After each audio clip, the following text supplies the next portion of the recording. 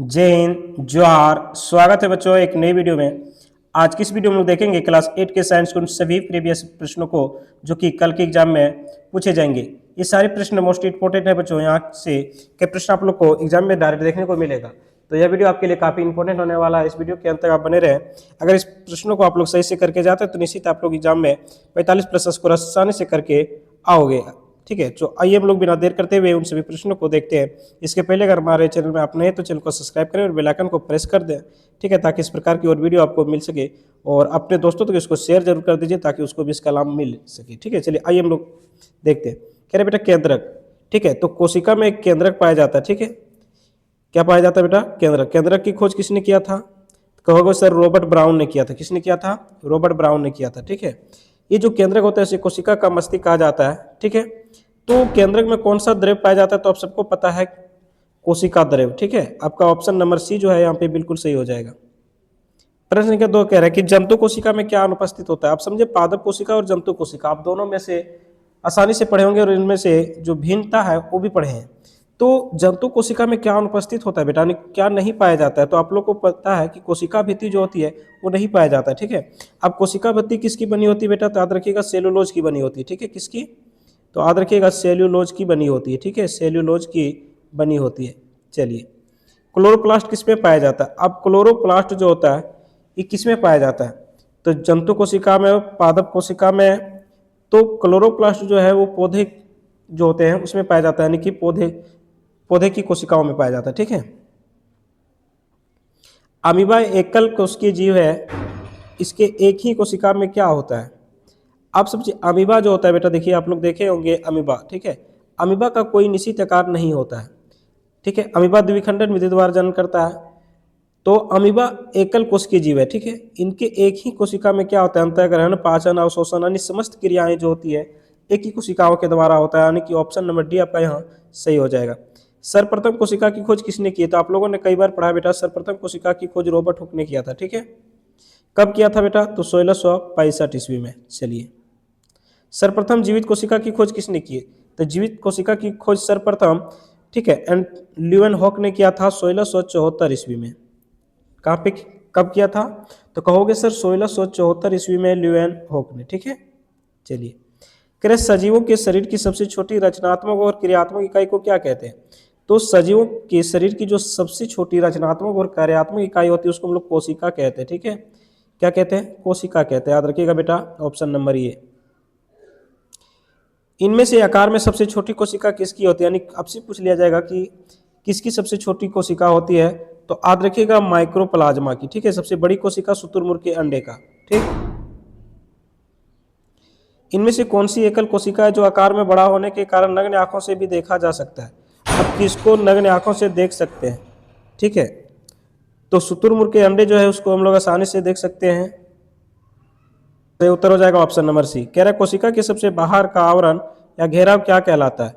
तो इसको हम लोग क्या कहते हैं? इसको हम लोग कोशिका झिल्ली कहते हैं। ठीक है, ऑप्शन नंबर आपका ये जो है यहाँ पे सही हो जाएगा। एक मुलायम धातु जिसे चाकू से आसानी से काटा जा सकता है कौन है? तो ऐसी धातु जिसको आसानी से चाकू से काटा जा सकता है बेटा ये सोडियम है। सोडियम को हम लोग Na से सूचित करते हैं। इनकी संयोजकता क्या होती है? तो 1 होती है। ठीक है, इनकी परमाणु संख्या कितने होते हैं?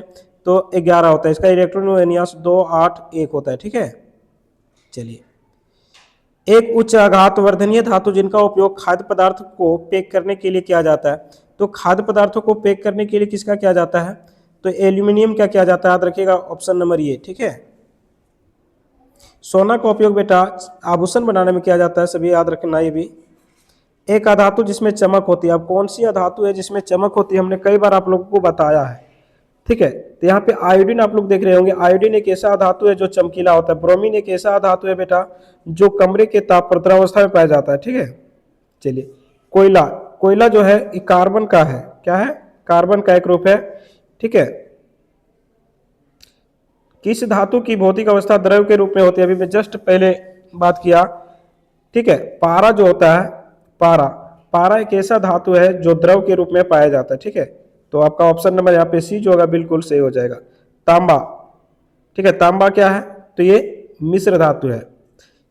ठीक है, कॉपर तथा जिंक का ये मिश्र धातु बेटा याद रखिएगा। निम्नलिखित से किसको पीटकर पतली चादर के रूप में परिवर्तित किया जा सकता है? Zinc, phosphorus, oxygen, sulphur. तो किसको पीट करके पतली चादर में परिवर्तित करेंगे? तो जो जिंक होगा यानी जो धातु होगा, ठीक है। बाकी सब सब जो है अधातु है। निम्नलिखित में से किसको पिघलाकर नया रूप दिया जा सकता है?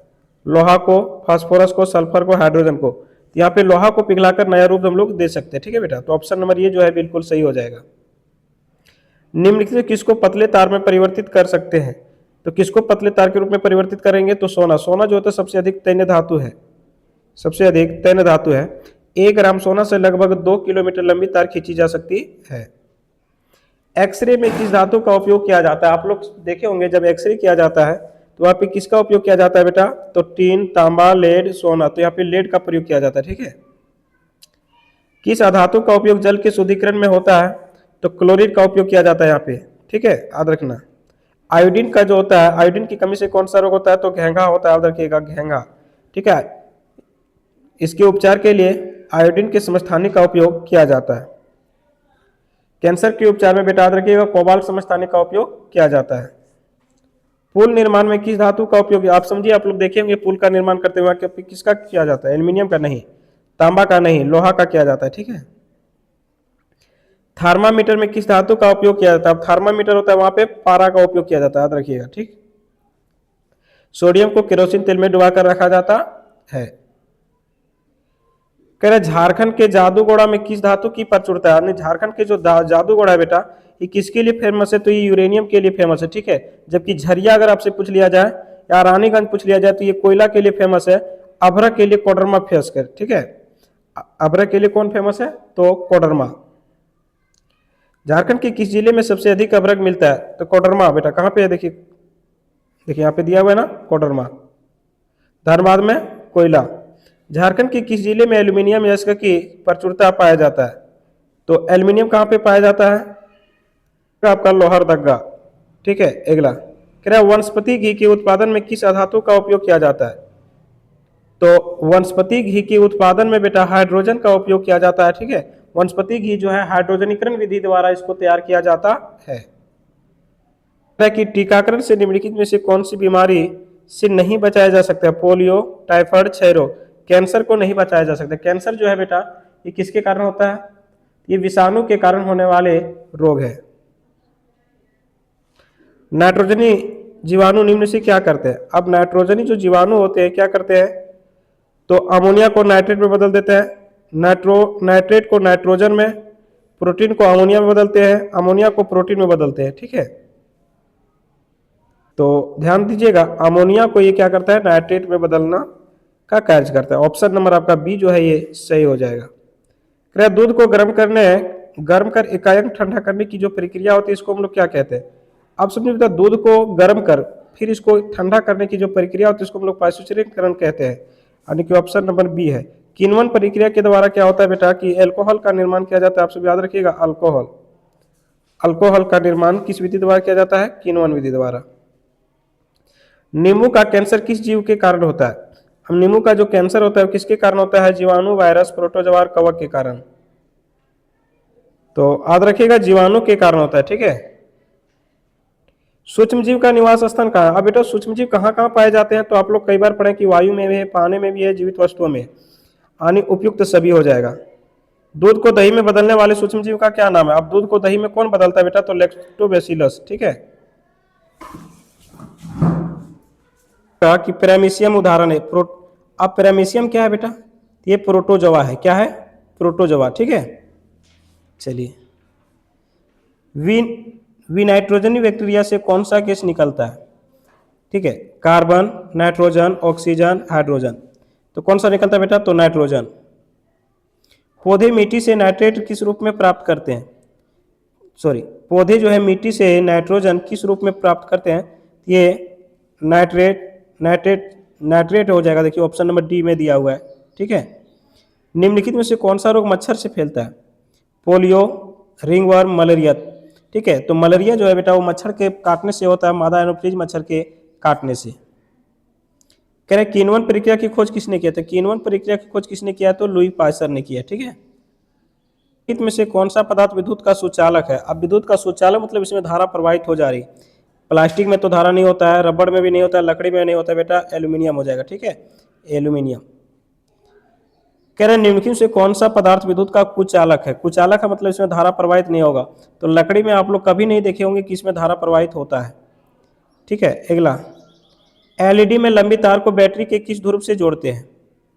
तो एलईडी में जो लंबी तार होता है बैटरी के किस ध्रुव से जोड़ते हैं, धन ध्रुव ऋण ध्रुव यानी दोनों से जोड़ते हैं। ठीक है, एक को पॉजिटिव से दूसरे को नेगेटिव से।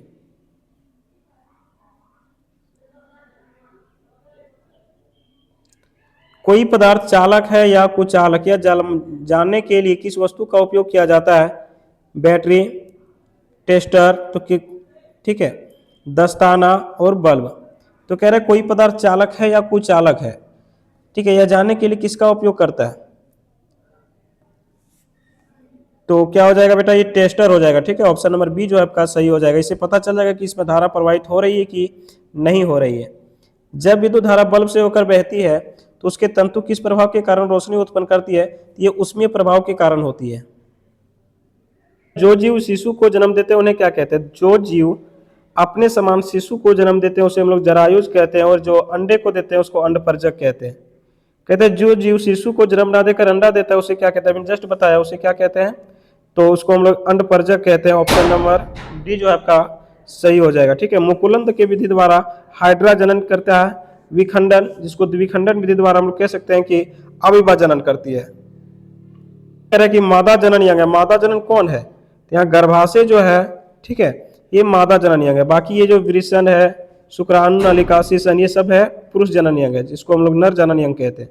लैंगिक जनन में भाग लेते हैं। अब समझिए लैंगिक जनन में कौन भाग लेते हैं, तो लैंगिक में नर और मादा दोनों भाग लेते हैं। ठीक है, एक नर और एक मादा, यानी कि दोनों समान रूप से भाग लेते हैं बेटा।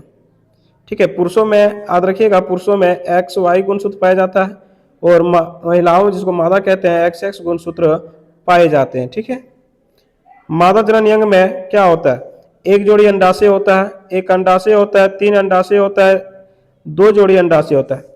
ठीक है, तो मादा जनन यंग में क्या होता है बेटा, एक जोड़ी अंडाशय होता है, यानी कि ऑप्शन नंबर ये आपका सही हो जाएगा।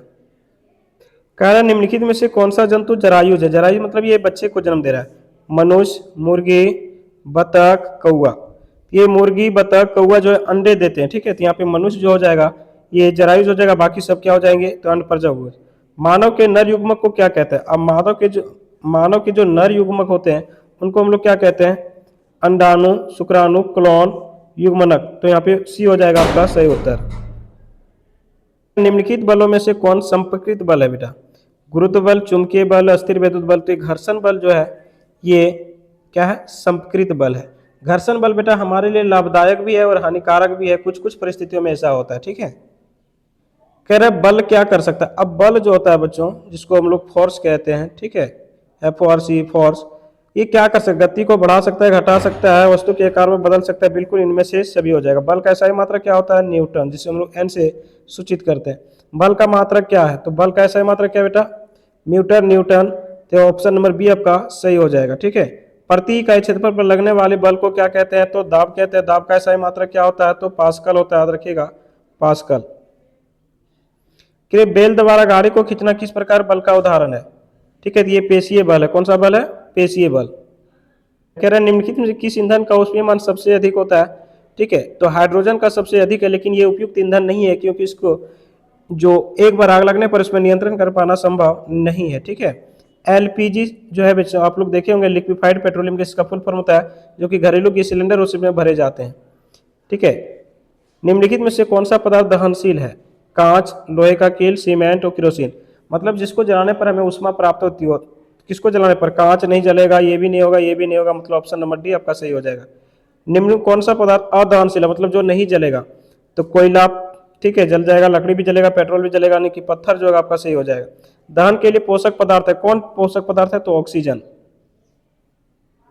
उसकी कोशिका के केंद्र में कितने जोड़ी गुणसूत्र पाए जाते हैं, तो कुल 23 जोड़ी पाए जाते हैं। इसमें एक जोड़ी जो होता है वो लिंग का निर्धारण करता है, ठीक है, जिसको लिंगिक गुणसूत्र कहते हैं, और 22 जोड़ी जो होता है, जिसको यानी कि 44, उसको हम लोग वर्धिक गुणसूत्र कहते हैं। ठीक है, इनमें से कौन सा परिवर्तन यौना आराम के दौरान नहीं होता है, शारीरिक लंबाई में वृद्धि, लैंगिक गुणों का विकास, एडम्स पंपल का दिखना, इनमें से कोई नहीं। ठीक है, तो कह रहा है कि कौन सा परिवर्तन यौना आरंभ के दौरान नहीं होता है। ठीक है, तो यौना आरंभ के प्रारंभ में क्या होता है? शारीरिक लंबाई में वृद्धि, लैंगिक गुणों का विकास तो होता है। ठीक है, तो आपका ऑप्शन नंबर ये जो है आपका यहाँ पे सही हो जाएगा।